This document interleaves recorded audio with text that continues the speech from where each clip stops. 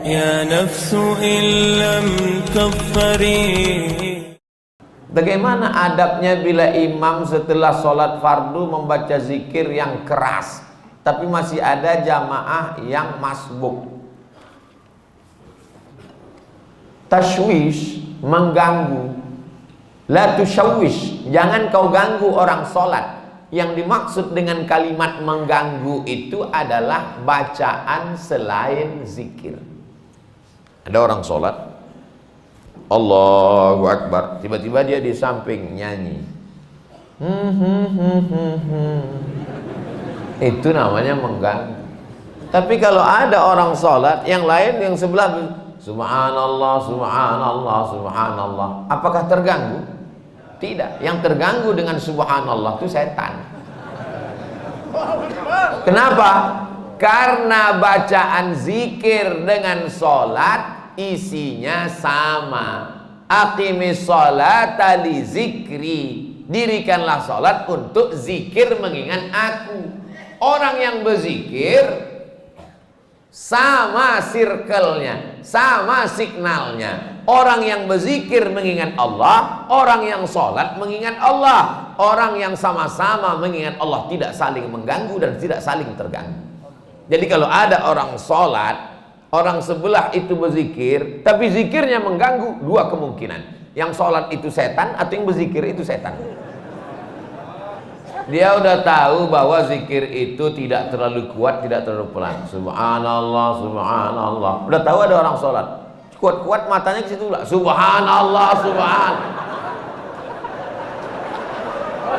Ini setan. Ini setan yang sedang berzikir. Pak Ustadz, zikir setelah selesai sholat itu kan zikirnya sir. Itu menurut mazhab Syafi'i.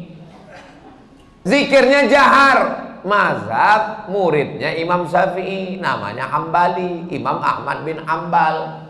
Menurut mazhab Syafi'i, berzikir itu jahar sementara makmumnya tahu. Kalau makmumnya sudah tahu, zikirnya sir. Maka di sebagian masjid zikirnya sir. Pas imam ditanya, Pak Imam zikirnya kok enggak jahar? Makmumnya udah tahu. Ustaz Somad kalau jadi imam bacanya, saya kalau jadi imam zikir saya jahar. Kenapa Ustaz nggak baca sir? Karena makmum saya ada 3 orang nggak tahu. Yang pertama anak kecil, dia nggak tahu. Yang kedua mu'alaf baru masuk Islam. Yang ketiga orang tua udah tahu cuman lupa. Maka mereka dikasih tahu. Anak-anak ini pulang ke rumah, nanti ditanya sama emaknya, nah zikir di masjid tadi apa? Tapi kalau saya zikir kuat, dia tahu subhanallah, subhanallah, tapi tidak terlalu kuat. Nggak mungkin juga orang di masjid zikir sampai subhanallah, subhanallah. Kau zikir apa ngamuk?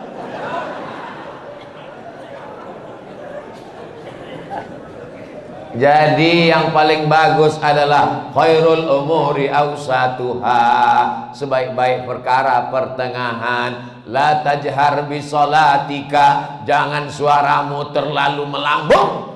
Wala tukhafit biha, jangan pula terlalu tersembunyi. Wabtaghi baina dzalika sabila, carilah jalan tengah. Subhanallah, subhanallah, subhanallah. Ustaz Somad ngomong katanya bersuara jangan terlalu melambung tinggi. Ustaz sendiri kalau ngomong tinggi, saya biasa aja, sound systemnya bagus. Ini masjid bagus. Saya dikasih nasihat sama ketua DMI, Dewan Masjid Indonesia. Tolong Ustaz Somad kalau ceramah itu di mana-mana kasih tahu supaya perbaiki sound system. Karena 80% fungsi masjid ada sound system. Suara imam dengan sound system, suara khatib dengan sound system, suara ustadz ceramah. Kadang kita mau pengajian suaranya nggak jelas. Ada jenis mikrofon itu ustadz tuh suaranya seperti kumur-kumurnya.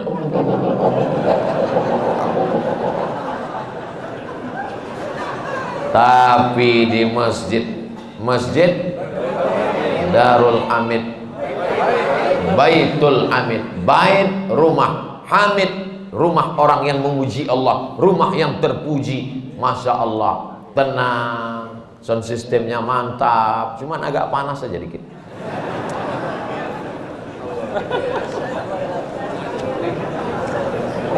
Negeri Bima memang luas.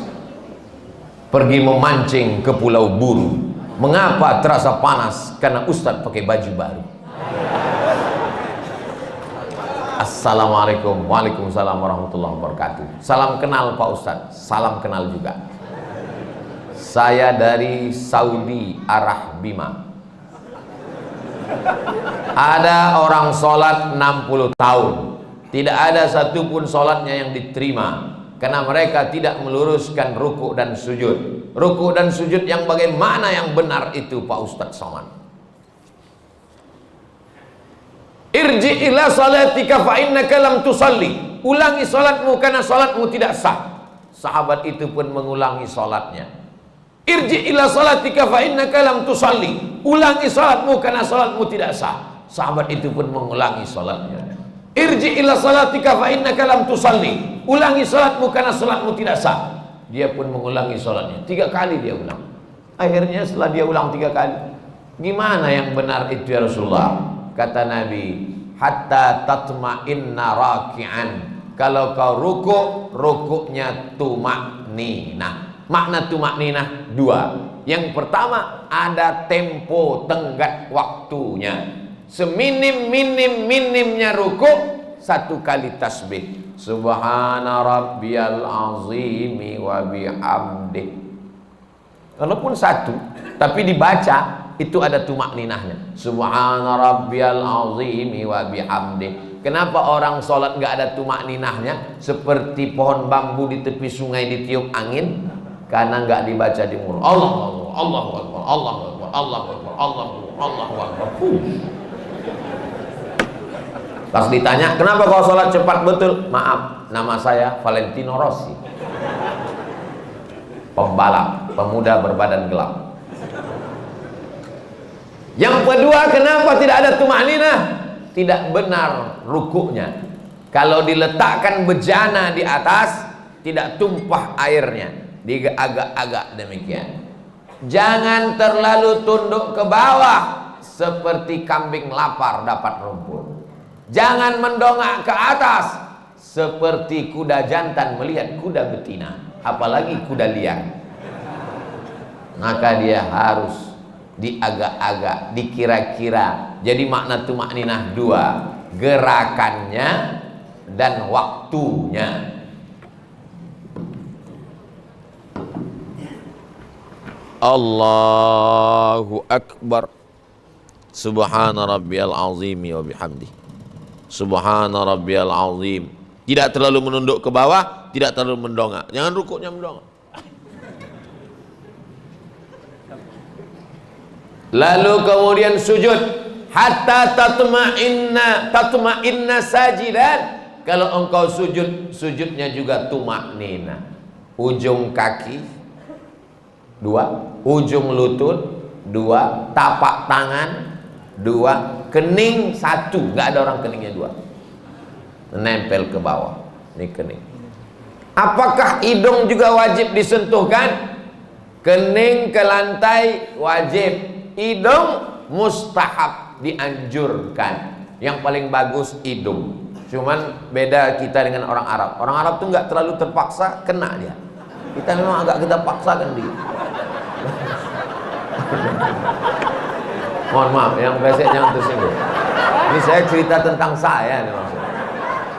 Jadi masalah hidung kena itu mustahab, dianjurkan. Bagaimana kalau orang pakai peci sampai keningnya tertutup? Ada orang pakai peci gitu. Makanya sebagian orang kadang kalau mau sholat dinaikkannya ke atas. Supaya menempel ke bawah. Afdalnya demikian. Bagaimana kalau ada orang keningnya tertutup? Maka sesungguhnya kain pada bagian tubuh yang menutupi tidak membatalkan sholat. Mana dalilnya? Karena ada seorang sahabat Nabi sedang sholat, dia ambil ujung jubahnya, dia tutupkan ke atas pasir karena dia tidak mau keningnya menempel ke pasir karena panas, terik, nggak ada sajadah. Sholat dia, pas mau sujud, ujung jubahnya dia sujud di atas. Itu dalil boleh menempelkan ke kain yang menempel ke badan, tapi kurang afdal. Yang afdal adalah menyentuh. Begitu yang diajarkan Nabi. Kenapa orang bisa tasbihnya itu cepat sekali? Karena tidak diucapkan di mulut. Kalau diucapkan di mulut pasti pelan. Subhana rabbiyal a'la wa bihamdi. Subhana rabbiyal a'la. Subhanakallahumma wa bihamdika. Tasbih kita pelan itu karena diucapkan. Subhanallah, subhanallah, subhanallah, subhanallah. Jadi kalau ada bapak ibu lihat ada orang cepat sekali, itu karena nggak diucapkan.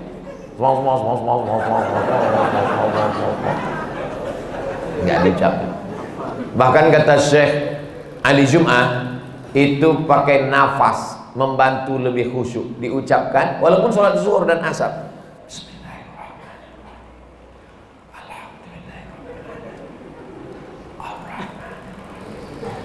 Pakai nafas dan diucapkan.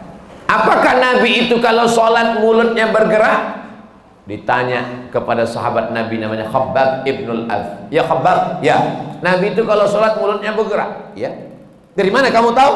Bittirabi lihiyatih. Aku lihat jenggot Nabi bergoyang. Kenapa jenggotnya bergoyang? Karena dagu dan rahangnya bergerak. Ini ada orang sholat mulutnya nggak bergerak sama sekali. Matanya aja yang bergerak. Sholat apa ini? Ini pertanyaan sederhana, tapi mengkoreksi lagi sholat kita. Yang tidak benar sholatnya karena tidak membaca. Dibaca, qiraah itu artinya membaca. Sedangkan orang yang baca mulutnya nggak bergerak itu namanya mutalaah. Itu beda dalam bahasa Arab.